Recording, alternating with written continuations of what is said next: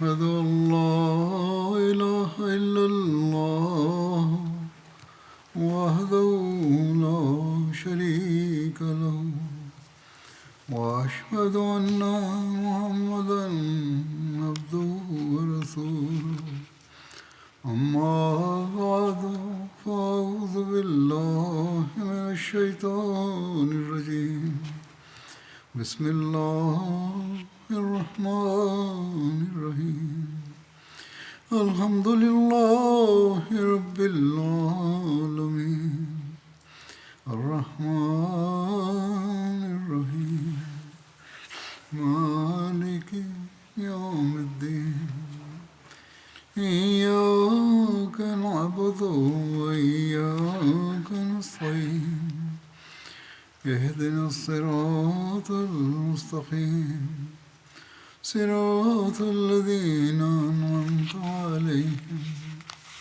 غير المغضوب عليهم ولا الضالين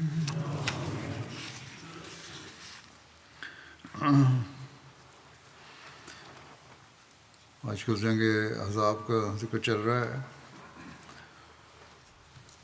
یہ بیان ہوا تھا کہ کفار نے رات کو آندھی اور طوفان کی وجہ سے میدان خالی کر دیا. کفار کے میدان خالی کر جانے کے بعد کی تفصیل میں تاریخ میں یوں بیان ہوا ہے کہ جب اللہ تعالیٰ نے رسول اللہ صلی اللہ علیہ وسلم سے لشکروں کو واپس بھگا دیا تو آپ صلی اللہ علیہ وسلم نے فرمایا الآن نغزوہم ولا یغزوننا، یعنی آئندہ ہم قریش کے خلاف نکلیں گے مگر انہیں ہمارے خلاف نکلنے کی ہمت نہیں ہوگی. اور اس کے بعد واقعی ایسا ہوا. قریش کو ہمت و جرأت نہیں ہوئی کہ وہ مسلمانوں پر حملہ کریں، یہاں تک کہ رسول اللہ صلی اللہ علیہ وسلم کے ہاتھوں مکہ فتح ہو گیا. بہرحال صبح ہوئی تو خندق کے پار کوئی مخالف موجود نہ تھا، سب بھاگ چکے تھے. آپ صلی اللہ علیہ وسلم نے مسلمانوں کو اپنے گھروں کی طرف جانے کی اجازت دے دی. سب خوشی خوشی اپنے گھروں کو جانے لگے. بیان کیا جاتا ہے کہ خندق کا محاصرہ 15 دن رہا، یا ایک قول کے مطابق یہ محاصرہ 20 دن رہا، اور یہ بھی کہا جاتا ہے کہ 1 ماہ کے قریب محاصرہ رہا. غزوہ خندق میں 9 افراد شہید ہوئے تھے. جو ایک سعد بن معاذ ہیں، یہ اس جنگ میں زخمی ہوئے تھے اور کچھ دنوں کے بعد وفات ہوئی. انس بن اوس، پھر عبداللہ بن سہل، طفیل بن نعمان، ثعلبہ بن انما بن عدی، کعب بن زید، قیس بن زید بن عامر، عبداللہ بن ابی خالد، ابو سنان بن سیفی بن صخر. اور 2 صحابہ دراصل پہلے شہید ہو گئے تھے، پہلے جن کا ذکر ہو چکا ہے، جو ابو سفیان کی لشکر کا پتہ کرنے گئے تھے اور وہاں شہید ہوئے. یوں کل 11 شہید ہوئے. یہ 2 جو تھے یہ سلیت اور سفیان بن عوف اصل میں تھے. مشرکین کے 3 افراد مارے گئے، جو عمر بن عبد ود، نوفل بن عبداللہ بن مغیرہ اور عثمان بن منبع. اس کو خندق کے دن، یعنی جس دن کفار نے پرزور حملہ کیا تھا اور مسلمانوں نے بھی تیروں کا جواب تیروں سے دیا تھا، ایک تیر لگا تھا جس سے کہ زخم سے یہ مکے جا کر مرا. جنگ احزاب کا موجزانہ انجام ہوا جیسا کہ ہم نے دیکھا تاریخ میں. اس کے بارے میں حضرت شیرین صاحب نے لکھا ہے کہ کم و بیش 20 دن کے محاصرے کے بعد کفار کا لشکر مدینے سے بے نال و مرام واپس چلا گیا، اور بنو قریظہ جو ان کی مدد کے لیے نکلے تھے وہ بھی اپنے قلعہ میں واپس آ گئے. اس لڑائی میں مسلمانوں کا جانی نقصان زیادہ نہیں ہوا، یعنی صرف 5-6 آدمی شہید ہو گئے، مگر قبیلہ اوس کے رئیس اعظم سعد بن معاذ کو ایسا کاری زخم آیا کہ وہ بالآخر اسے جانور نہ ہو سکے، اور یہ نقصان مسلمانوں کے لیے ایک ناقابل تلافی نقصان تھا۔ کفار کے لشکر میں سے صرف 3 آدمی قتل ہوئے، لیکن اس جنگ میں قریش کو کچھ ایسا دھکا لگا کہ اس کے بعد ان کو پھر کبھی مسلمانوں کے خلاف اس طرح جتھا بنا کر نکلنے یا مدینے پر حملہ آور ہونے کی ہمت نہیں ہوئی، اور حضرت صلی اللہ علیہ وسلم کی پیش گوئی لفظ بلفظ پوری ہوئی۔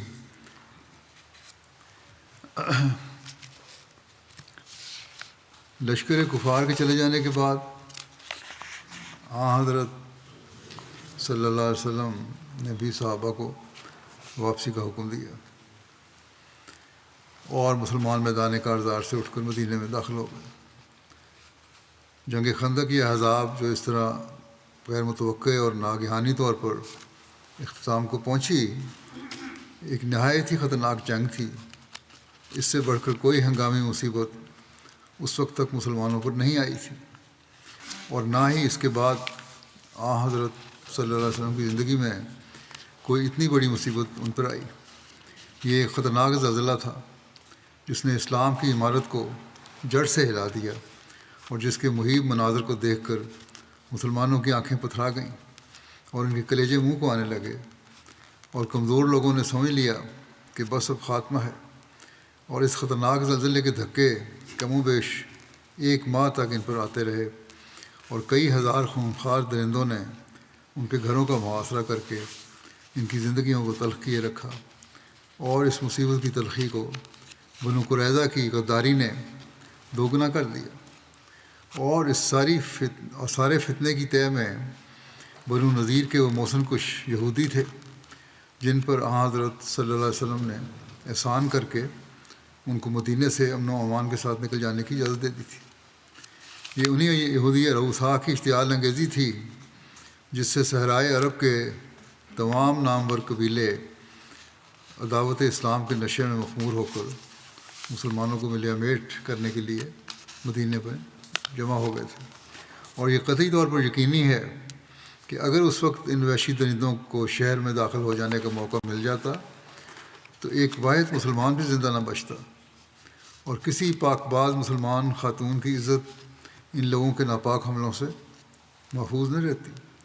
مگر یہ محض اللہ تعالیٰ کا فضل اور اس کی قدرت کا غیبی ہاتھ تھا کہ اس ٹڈی دل کو بے نیل و مرام واپس ہونا پڑا، اور مسلمان شکر و امتنان کے ساتھ امن و اطمینان کا سانس لیتے ہوئے اپنے گھروں میں واپس آ گئے۔ بنو قریظہ کا خطرہ ابھی تک اسی طرح قائم تھا۔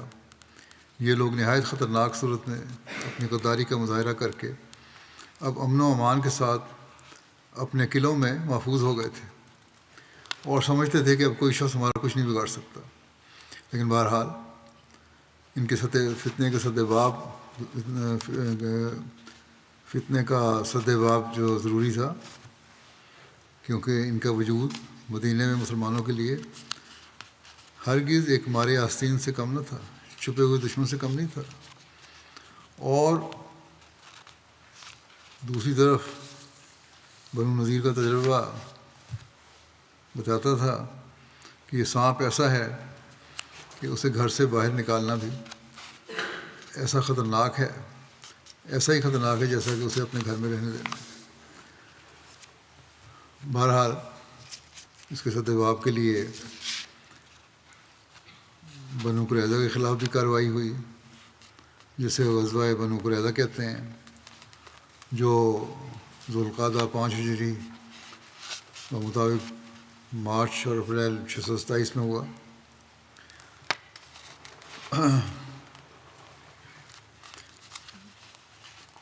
قرآن کریم میں بھی اس بارے میں ذکر آیا ہے۔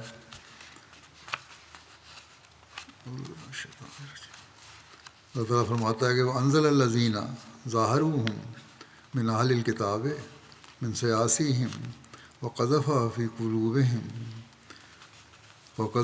قُلُوبِهِمُ الرُّعْبَ فَرِيقًا تَقْتُلُونَ وَتَأْسِرُونَ فَرِيقًا وَأَوْرَثَكُمْ أَرْضَهُمْ وَدِيَارَهُمْ وَأَمْوَالَهُمْ وَأَرْضًا لَمْ تَطَئُوهَا وَكَانَ اللَّهُ عَلَىٰ كُلِّ شَيْءٍ قَدِيرٌ۔ اور اس نے ان لوگوں کو جنہوں نے اہل کتاب میں سے ان کی مدد کی تھی ان کے قلعوں سے نیچے اتار دیا اور ان کے دلوں میں روب ڈال دیا۔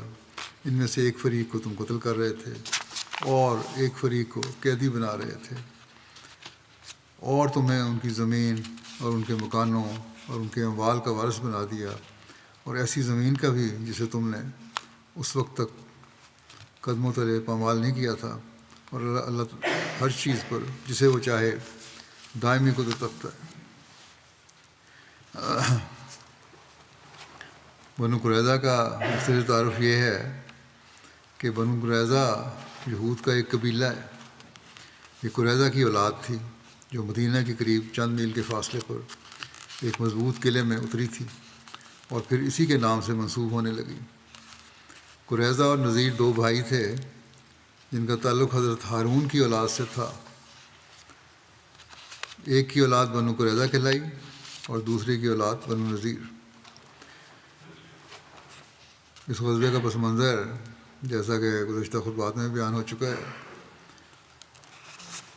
اور غزوہ خندق کی تفصیل میں بھی یہ بات گزر چکی ہے کہ بنو قریظہ نے عین جنگ کے دوران عہد شکنی کرتے ہوئے مسلمانوں کے خلاف قریش کی مدد کی تھی اور ان معاہدوں کو توڑ دیا تھا جو ان کے اور رسول اللہ صلی اللہ علیہ وسلم کے درمیان تھے۔ جب رسول اللہ صلی اللہ علیہ وسلم غزوہ خندق سے فارغ ہونے کے بعد واپس تشریف لائے تو آپ نے اور صحابہ نے ہتھیار اتار دیے۔ حضور صلی اللہ علیہ وسلم حضرت عائشہ کے گھر میں داخل ہوئے اور پانی منگوایا اور اپنا سر دھونے لگے۔ ایک روایت میں ہے کہ آپ صلی اللہ علیہ وسلم نے غسل کیا اور خوشبو منگوائی اور ظہر کی نماز ادا کی۔ حضرت عائشہ فرماتی ہیں کہ ایک آدمی نے ہمیں سلام کیا جب کہ ہم گھر میں تھے۔ اس نے آواز دی تو رسول اللہ صلی اللہ علیہ وسلم جلدی سے اس کی طرف گئے اور میں دروازے کے درمیان میں سے دیکھ رہی تھی۔ میں نے دیکھا کہ وہاں حضرت دیہا کلبی تھے۔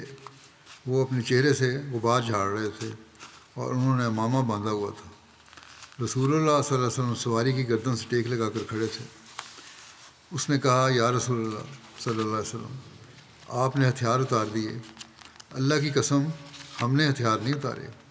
اور ایک روایت میں یہ الفاظ ہیں کہ جب سے آپ کو دشمن سے سامنا ہوا ہے تب سے فرشتوں نے اسلحہ نہیں اتارا اور ابھی تک ہم عذاب کے تعاقب سے واپس آ رہے ہیں۔ بعض اس نے کہی کہ فرشتوں نے اسلحہ نہیں اتارا، یہاں تک کہ ہم ہمراہ الاسد تک پہنچ گئے اور اللہ نے ان کو شکست دی۔ اب آپ ادھر کا رخ کریں۔ آپ صلی اللہ علیہ وسلم نے فرمایا کدھر؟ تو اس نے اشارہ سے کہا ادھر، یعنی بنو قریظہ کی طرف۔ حضرت عائشہ فرماتی ہیں کہ میں اندر واپس آ گئی۔ جب رسول اللہ صلی اللہ علیہ وسلم تشریف لائے تو میں نے کہا یا رسول اللہ صلی اللہ علیہ وسلم، وہ شخص کون تھا جس سے آپ بات کر رہے تھے؟ آپ نے فرمایا کیا تم نے اسے دیکھا تھا؟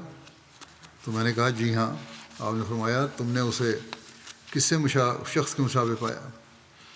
تو میں نے کہا وہ حضرت دیہا کلبی کے۔ آپ صلی اللہ علیہ وسلم نے فرمایا یہ جبریل تھے۔ یہاں وہ بات ظاہر ہو گئی کہ فرشتوں نے ہتھیار نہیں اتارے، یہ جبریل تھے جو مجھے کہہ رہے تھے کہ میں بنو قریظہ کی طرف جاؤں۔ رسول اللہ صلی اللہ علیہ وسلم نے اسی وقت اعلان کروایا کہ بنو قریظہ کی طرف نکل پڑیں اور عصر کی نماز وہیں پڑھیں۔ چنانچہ اعلان سنتے ہی صحابہ تیزی سے نکل پڑے۔ صحابہ کی اطاعت و فرمانبرداری کا یہ عالم تھا کہ راستے میں جب عصر کی نماز کا وقت آیا اور قریب تھا کہ نماز کا وقت ختم ہو جائے تو بعض صحابہ نے سوچ کر کہ نماز کا وقت جاتا ہے اس لیے نماز پڑھ لینی چاہیے، اور نماز پڑھ لی۔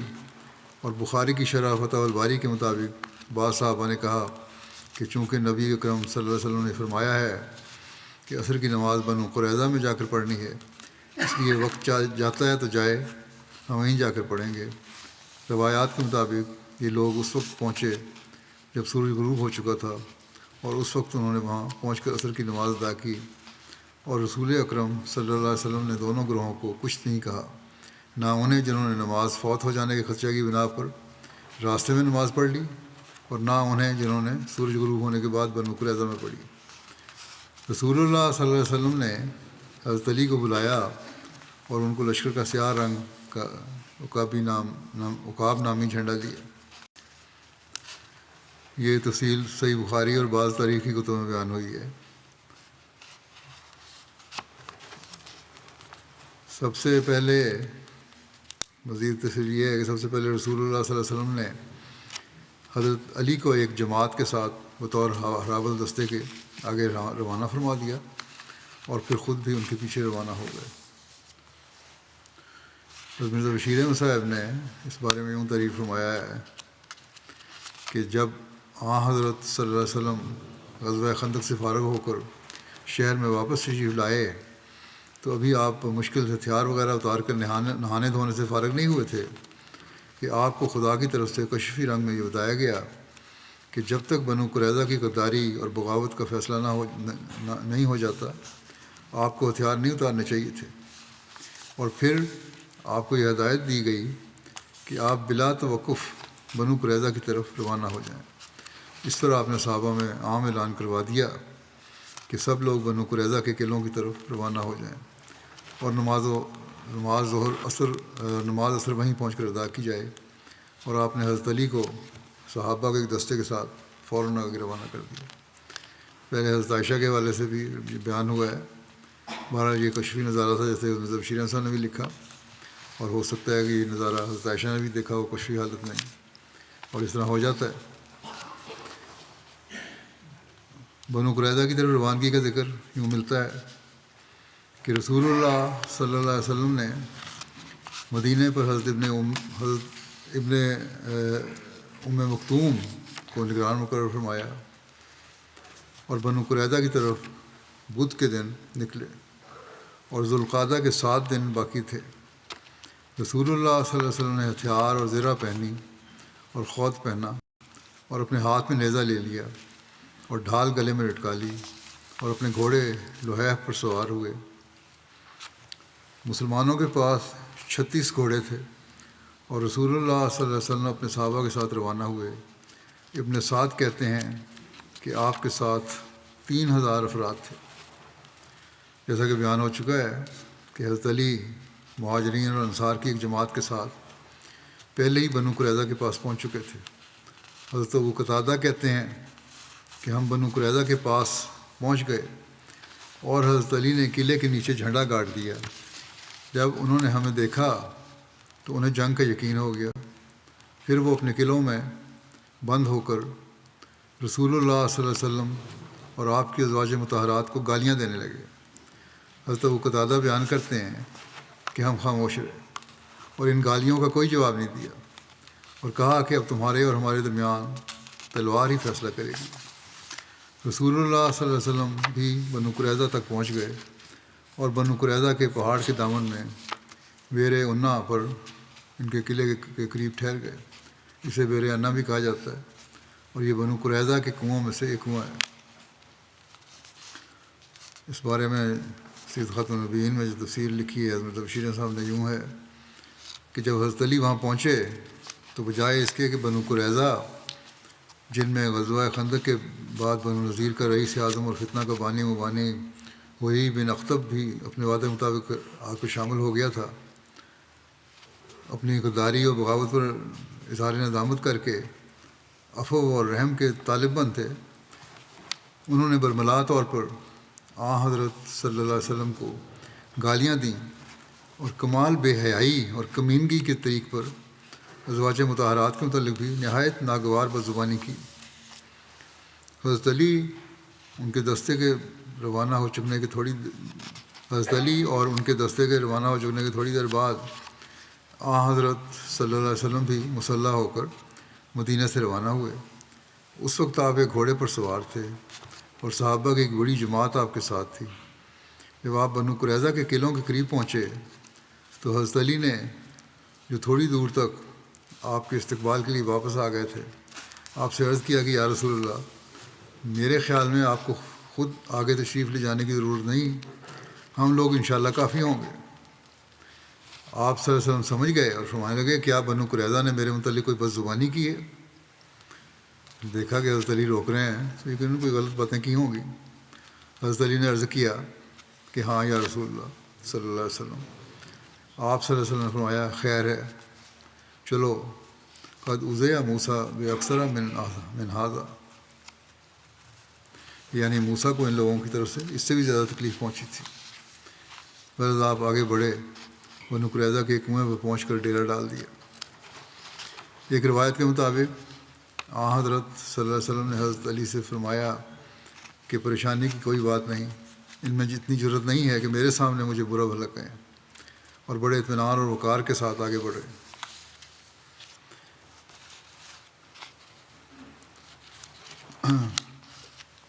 مسلمانوں کے اس غزوے میں کھانے کا بھی ایک ذکر ملتا ہے کہ تمام صحابہ رسول اللہ صلی اللہ علیہ وسلم کے پاس عشاء کے وقت تک جمع ہو گئے، اور حضرت سعد بن عبادہ نے کھجوروں کا ایک اونٹ رسول اللہ صلی اللہ علیہ وسلم سے اور رسول اللہ صلی اللہ علیہ وسلم اور مسلمانوں کے لیے بھیجا۔ اس روز رسول اللہ صلی اللہ علیہ وسلم نے فرمایا کھجور کیا ہی اچھا کھانا ہے۔ مسلمانوں کے بنو قریظہ پر محاصرے کی مزید تفصیل یوں بیان ہوئی ہے کہ رسول اللہ صلی اللہ علیہ وسلم سحری کے وقت آگے بڑھے اور تیر انداز دستے کو آگے رکھا۔ انہوں نے یعنی یہودیوں کے قلعوں کا احاطہ کر لیا اور ان پر تیر اندازی کی اور پتھر برسائے، اور وہ بھی اپنے قلعوں سے تیر اندازی کرتے رہے، یہودی بھی، یہاں تک کہ شام ہو گئی۔ پھر قلعوں کے ارد گرد رات گزاری اور مسلمان یہود پر باری باری حملہ کرتے رہے۔ رسول اللہ صلی اللہ علیہ وسلم مسلسل ان پر تیر اندازی کرواتے رہے، یہاں تک کہ یہود نے ہلاکت کا یقین کر لیا اور مسلمانوں پر تیر اندازی چھوڑ دی اور کہنے لگے کہ ہمیں چھوڑ دو، ہم تم سے بات چیت کرتے ہیں۔ رسول اللہ صلی اللہ علیہ وسلم نے فرمایا ٹھیک ہے۔ انہوں نے نباش بن قیس کو آپ کے پاس بھیجا۔ اس نے رسول اللہ صلی اللہ علیہ وسلم سے کہا کہ انہیں یہاں سے چلے جانے کی اجازت دے دیں، جیسے بنو نذیر یہاں سے گئے تھے، اور آپ اموال اور ہتھیار لے لیں اور ہمارے خون معاف فرما دیں۔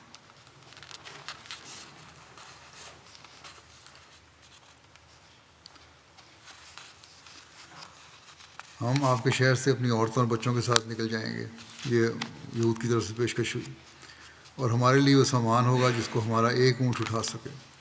لیکن رسول اللہ صلی اللہ علیہ وسلم نے انکار کر دیا، اور پھر نباش نے کہا کہ ہمیں اموال کی ضرورت نہیں جس کو ہمارے اونٹ اٹھائیں۔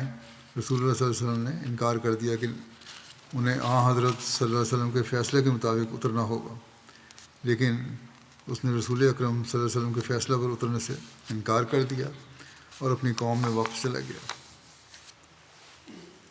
اس کے بعد بنو قریظہ کے سرداروں نے آپس میں مشاورت کی، مشورے کیے۔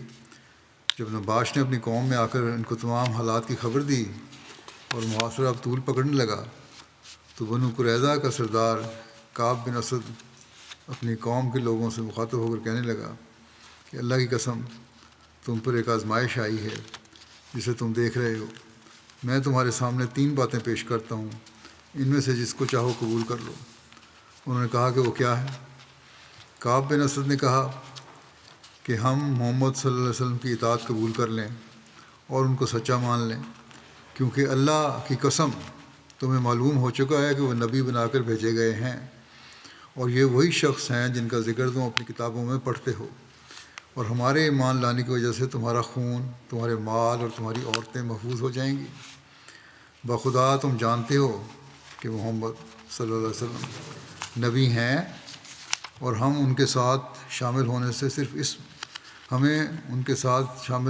اس بات نے روکا ہے کہ وہ عرب سے ہیں اور بنی اسرائیل سے نہیں۔ بس اب جہاں وہ ہے اللہ نے ہی اس کو نبی بنایا ہے، یعنی اب تو جو بھی ہیں وہ انہیں ہی بنایا ہے نبی۔ یہ تو بڑا واضح ہے۔ اور کہنے لگا کہ میں تو عہد بھی توڑنا پسند نہیں کرتا تھا، لیکن یہ مصیبت اور آزمائش اس حیی بن اخطب کی طرف سے ہے۔ وہ پاس بیٹھا ہوا تھا۔ پھر کعب نے کہا کیا تمہیں یاد ہے کہ ابن جواس یہ یہود کا ایک قدیم عالم تھا، اس نے تمہیں کیا کہا تھا جب وہ تمہارے پاس آیا تھا؟ اس نے کہا تھا کہ میں نے شراب، سرکے اور کھجور کی سرزمین یعنی بیت المقدس کی سرزمین چھوڑ دی اور میں پانی، کھجور اور جو کی سرزمین میں آ گیا ہوں۔ لوگوں نے کہا کہ ایسا کیوں؟ تو کعب بن اسد نے بتایا کہ کعب بن اسد نے کہا کہ اس نے کہا تھا کہ اس بستی سے، یہ بزرگ نے، اس بستی سے ایک نبی کا ظہور ہوگا، اور اس وقت اگر میں زندہ ہوا تو اس کی اتباع اور مدد کروں گا، اور اگر وہ میرے بعد آیا تو تم محتاط رہنا کہ کوئی تمہیں اس کے بارے میں دھوکے میں نہ ڈال دے، یعنی تم قبول کر لینا، انکار نہ کرنا، اس کی اتباع کرنا اور مددگار اور دوست بن جانا۔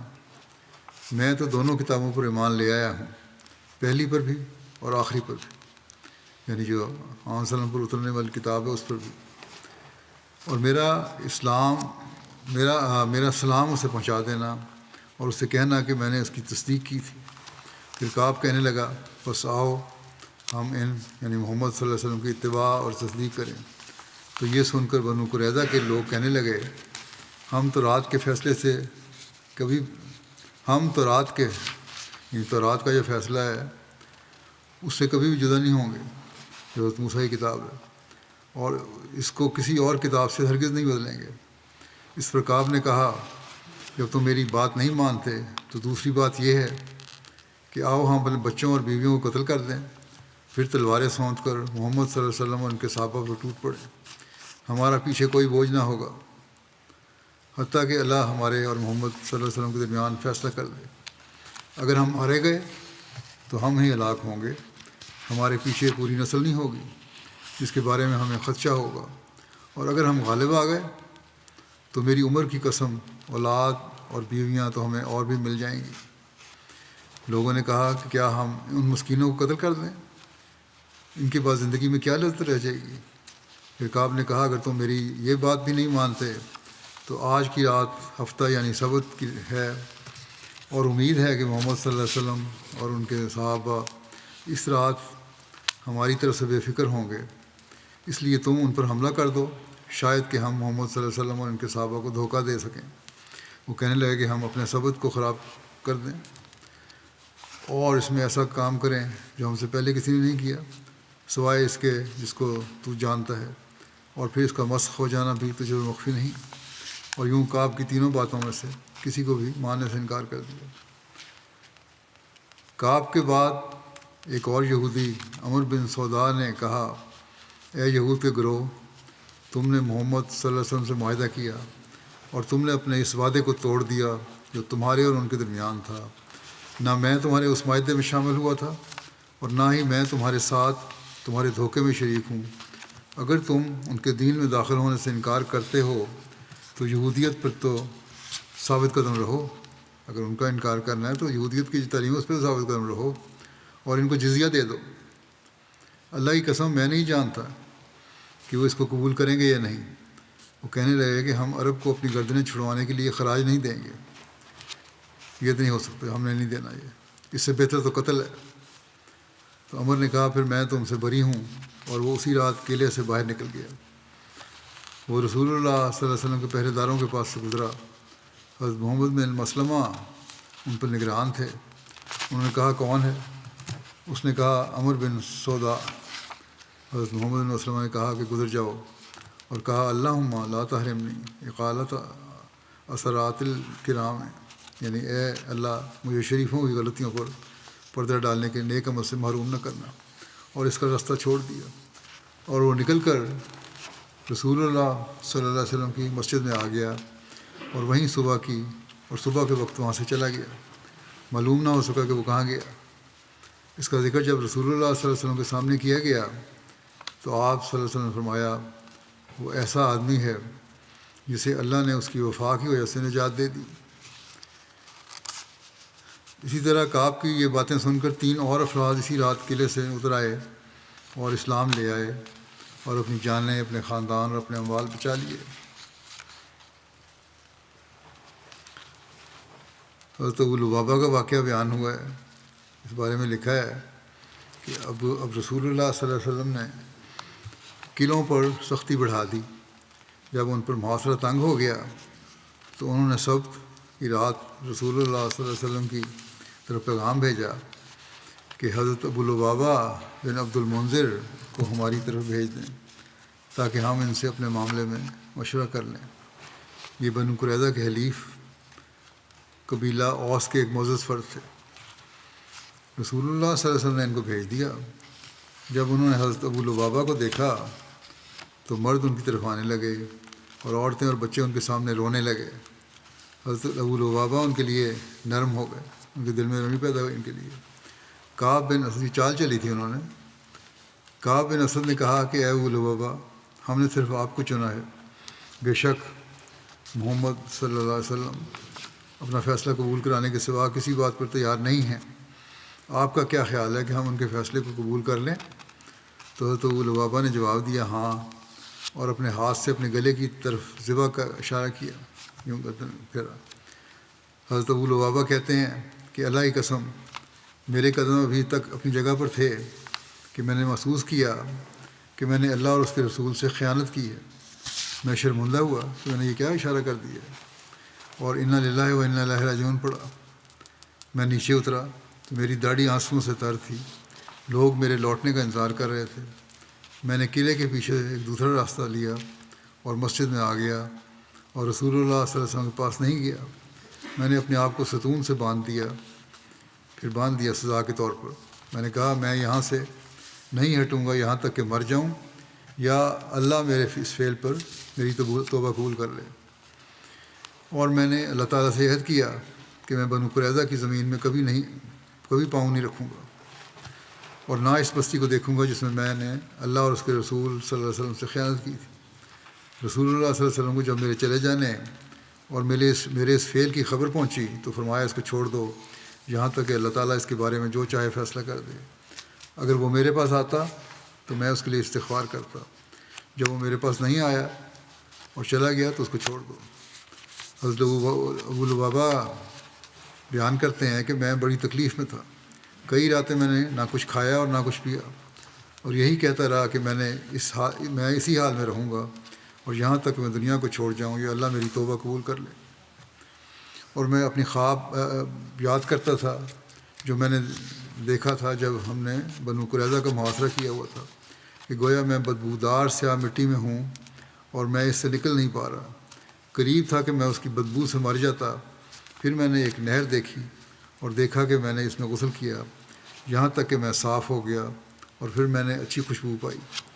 میں نے اس کی تعبیر حضرت ابوبکر رضی اللہ عنہ سے پوچھی تو انہوں نے کہا کہ تم ایک ایسے معاملے میں مبتلا ہو گئے جس کی وجہ سے تم غمگین ہو جاؤ گے, پھر تمہیں اس سے نجات مل جائے گی. بس میں بندھا ہوا حضرت ابوبکر کے قول کو یاد کرتا تھا اور امید کرتا تھا کہ اللہ میرے لیے توبہ نازل کر دے گا. آپ کہتے ہیں کہ میں اسی حال میں رہا یہاں تک کہ کمزوری کی وجہ سے آواز بھی نہیں سن سکتا تھا. باندھا ہوا تھا پلر کے ساتھ. رسول اللہ صلی اللہ علیہ وسلم نے مجھے دیکھا کرتے تھے. ابن ہشام کہتے ہیں کہ وہ 6 راتوں تک بندھے رہے. آخر اللہ تعالیٰ نے حضرت ابو لبابہ کی توبہ کے متعلق آیت نازل فرمائی وآخرون طرفوا بذنوبہم خلطوا عملا صالحا وآخر سیئا عسى اللہ ان یتوب علیہم ان اللہ غفور الرحیم. اور کچھ دوسرے ہیں جنہوں نے اپنے گناہوں کا اعتراف کیا. انہوں نے اچھے اعمال اور دوسرے بد اعمال ملا جلا دیے. بعید نہیں کہ اللہ ان پر توبہ قبول کرتے ہوئے جو کہ یقیناً اللہ بہت بخشنے والا اور بار بار رحم کرنے والا ہے. حضرت ابو لبابہ کی توبہ کے متعلق رسول اللہ صلی اللہ علیہ وسلم پر سحری کے وقت آیت نازل ہوئی تھی. آپ حضرت ام سلمہ کے گھر میں تھے. حضرت ام سلمہ فرماتی ہیں کہ میں نے رسول اللہ صلی اللہ علیہ وسلم کو سحری کے وقت مسکراتے ہوئے دیکھا. میں نے عرض کیا کہ یا رسول اللہ صلی اللہ علیہ وسلم, اللہ آپ کو ہمیشہ ہنستا مسکراتا رکھے, آپ کس وجہ سے مسکرا رہے ہیں؟ آپ نے فرمایا ابو لبابہ کے لیے خوشخبری ہے. میں نے عرض کیا یا رسول اللہ صلی اللہ علیہ وسلم, کیا میں ان کو خوشخبری نہ دے دوں؟ فرمایا کیوں نہیں، اگر چاہو تو خوشخبری دے دو۔ پھر وہ اپنے حجرے کے دروازے پر کھڑی ہو گئیں اور پھر فرمانے لگیں کہ اے ابو لبابہ خوش ہو جاؤ کہ اللہ تعالیٰ نے تمہاری توبہ قبول کر لی۔ لوگ ان کو کھولنے کے لیے ان کی طرف گئے تو حضرت ابو لبابہ نے کہا نہیں، رسول اللہ صلی اللہ علیہ وسلم ہی مجھے کھولیں گے۔ کہتے نہیں، اب تم بنا ہوں، اب کھولنا ہے تو رسول اللہ صلی اللہ علیہ وسلم نے کھولنا ہے۔ پھر جب رسول اللہ صلی اللہ علیہ وسلم فجر کی نماز کے لیے تشریف لائے تو اپنے دست مبارک سے انہیں کھول دیا۔ حضرت ابو لبابہ نے کہا یا رسول اللہ صلی اللہ علیہ وسلم، میری توبہ تو یہ ہے کہ میں اپنی قوم کے ان گھروں کو بھی چھوڑ دوں جن میں مجھ سے گناہ سرزد ہوا ہے، اور میں اپنے سارے کا سارا مال اللہ اور اس کے رسول کی راہ میں صدقہ کر دوں۔ آپ صلی اللہ علیہ وسلم فرمایا اے ابو لبابہ تمہارے لیے 1/3 کافی ہے۔ بہرحال یہ واضح ہو کہ ابو لبابہ کے متعلق مذکورہ جو واقعہ بیان ہوا ہے، یہ تفصیل جو ہے صحاح میں نہیں ملتی۔ ممکن ہے کہ حضرت ابو لبابہ کا سب لوگوں کو کا اشارہ محض ان کی اپنی سوچ کا نتیجہ ہو، لیکن بہرحال تاریخوں میں یہ ذکر ہوا ہے۔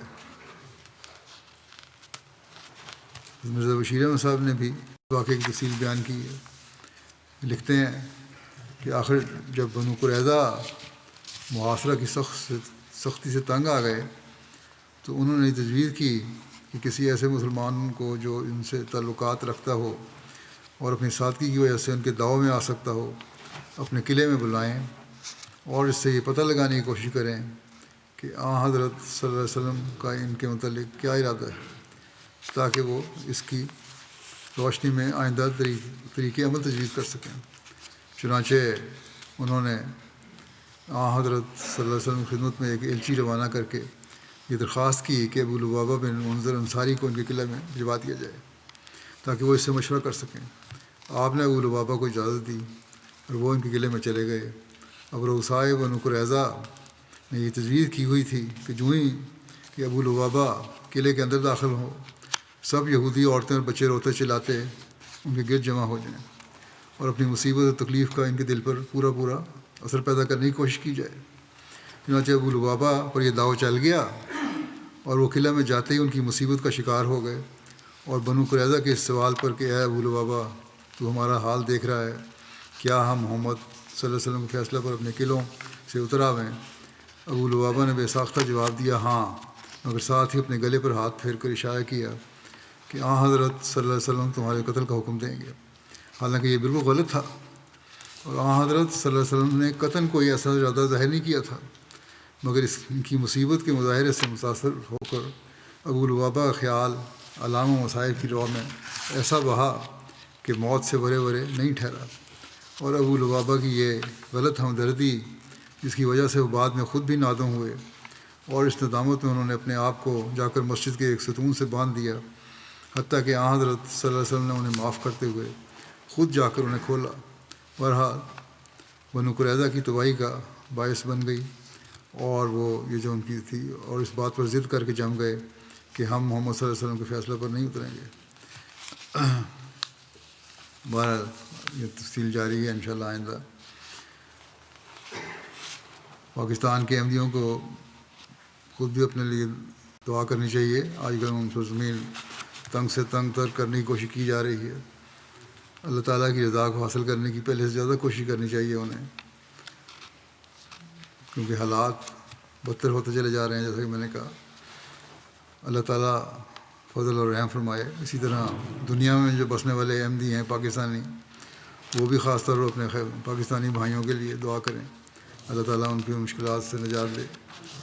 اسی طرح بنگلہ دیش کے احمدیوں کے لیے بھی دعا کریں، اور وہ خود بھی اپنے لیے دعا کریں، اللہ تعالیٰ ہر شر سے انہیں بچائے۔ وہاں بھی احمدی بہت مشکلات میں گرفتار ہیں۔ الجزائر کے احمدیوں کے لیے بھی دعا کریں، اللہ تعالیٰ ان کو بھی ہر شر سے بچائے۔ ان پہ بھی جرمانے اور قیدیں ان کو پکڑا جا رہا ہے، ان کا ایمان اللہ تعالیٰ مضبوط رکھے۔ سوڈان کے احمدی بھی برے حالات میں، وہاں جنگی حالات کی وجہ سے، ان کے لیے بھی دعا کریں۔ ہر جگہ کلمہ گو کے ہاتھوں مشکلات میں گرفتار ہے، اور یہی وجہ ہے کہ غیر اسلام مخالف لوگ بے دھڑک مسلمانوں کو نقصان پہنچانے کی کوشش کر رہے ہیں. بہت دعا کریں اللہ تعالیٰ اسرائیلی حکومت اور امریکہ کی حکومت اور بڑی طاقتوں کے ہاتھوں کو روک سکتا ہے. اس کے ہاتھ میں سب طاقت ہے، لیکن اس کے لیے مسلمانوں کو بھی اپنے عمل اللہ تعالیٰ کی رضا کے مطابق ڈھالنے ہوں گے اور بھائی بھائی ہونے کا نمونہ بننا ہوگا. آپس کے اختلافات کو ختم کرنا ہوگا جو ہمیں نظر نہیں آ رہے کہیں. تبھی اللہ تعالیٰ کی مدد کا وعدہ بھی پورا ہوگا. اس کے بغیر تو نہیں ہو سکتا. ایک مومن بن کے رہنا پڑے گا مسلمانوں کو. اللہ تعالیٰ ہمیں بھی اور تمام مسلمانوں کو بھی اس کی توفیق عطا فرمائے.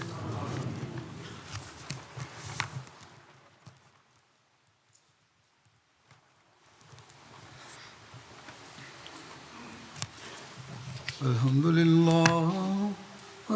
للہ نحمده ونستعینه ونستغفره ونؤمن به ونتوکل علیہ ونعوذ باللہ من شرور انفسنا ومن سیئات اعمالنا من يهده الله فلا مضل له ومن يضلل فلا هادي له ونشهد أن لا إله إلا الله ونشهد أن محمدا عبده ورسوله. عباد الله رحمكم الله إن الله يأمر بالعدل والإحسان وإيتاء ذي القربى وينهى عن الفحشاء والمنكر والبغي يعظكم لعلكم تذكرون. اذكروا الله يذكركم وادعوه يستجب لكم ولذكر الله أكبر.